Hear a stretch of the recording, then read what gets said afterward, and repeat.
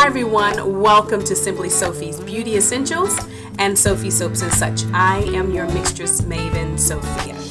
Well, today I am going to share with you the top five natural beauty ingredients that I use on my skin.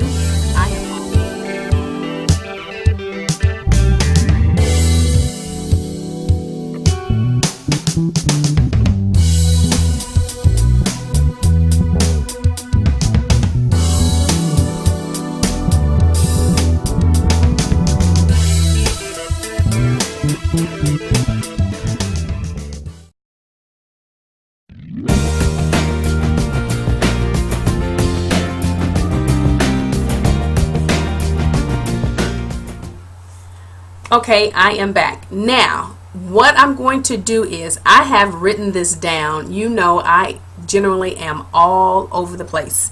So I bounce from one thing to the other, just whatever hits my mind, I just rattle it off to you. So this time, I'm going to try to stay to my somewhat pseudo script. So I have some things that I've written down. So this, I wrote it down here so you can see that I have it written here. So if you see me glance down, I just want to stay on task. But these again are Sophie's top 5 natural beauty ingredients that you would have in your cabinet for skin over 45. So top on my list. Now, the very first thing I have on my list right here is shea butter.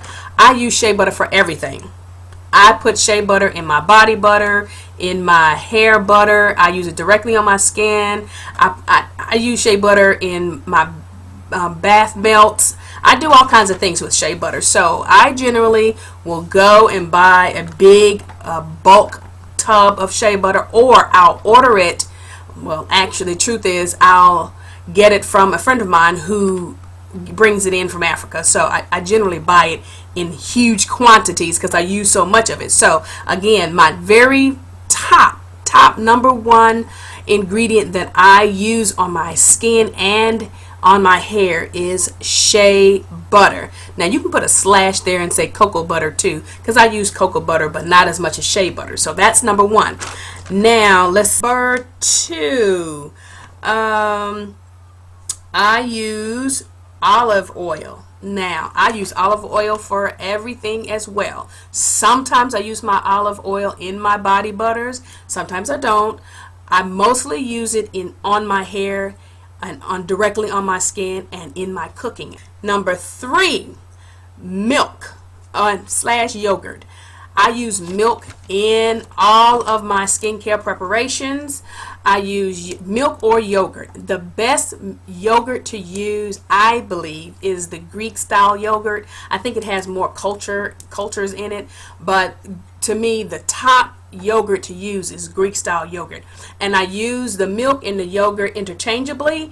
So what I do is, if I'm going to make a mask for my skincare mask, I'll mix yogurt with some sort of fruit, depending on what kind of treatment I want to do on my skin. Because I have normal skin, normal to dry skin, I'll use maybe bananas and yogurt, honey and yogurt, something like that for my skin.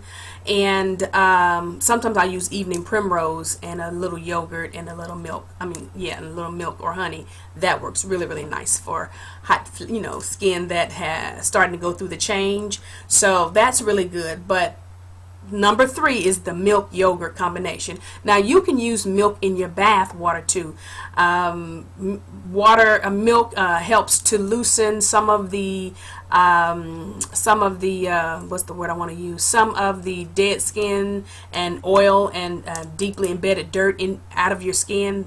The lactic acid in it works as an exfoliator, so it sloughs off the dead skin easier from your skin. So it kind of works as a glue remover. I think that's a good way. A glue remover which dissolves the stuck on dead skin cells. That's a good way to think of it. So that's number 3. Now number 4, let me stay on task. Number 4 is honey.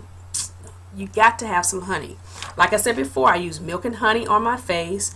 I use honey directly on my skin, and I use a honey oatmeal combination for my face when I want to exfoliate it if I don't use the milk, or if I don't have any milk or yogurt at the time. I use honey in my tea, of course, and use it as sweetener for just about anything else that I eat. So honey is always the last one. That, I think that's number 4. Yeah, number 4 is oatmeal. I mentioned that with the honey.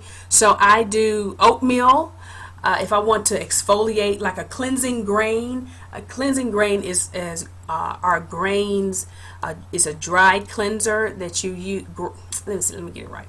Dry additives that you put, or ingredients that you put together, and you use that to cleanse your skin. So it exfoliates your skin. You rub it over your face, just on a damp face. Probably sometime I moisturize the grains with honey. So I squeeze a little bit of honey on there, make it a little sticky, and just rub it over my damp face. So I'll use the oatmeal for that. Of course, I eat oatmeal. I love oatmeal with sugar, milk, and butter in it, and I'm not supposed to have any of those things. Sometimes I sneak it.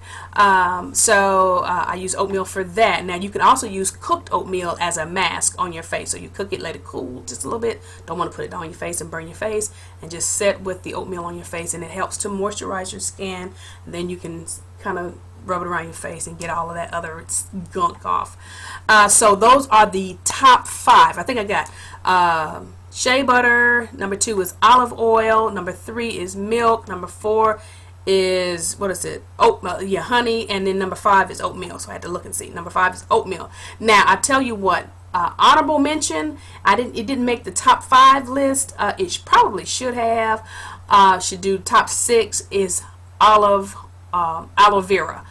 Aloe vera. Now, you guys should have all of those ingredients more than likely in your cabinets at home. If you don't have fresh aloe vera, you can use the aloe vera gel. Those are my top 5, 6 honorable mention. You guys be blessed, and talk to you soon. Bye-bye.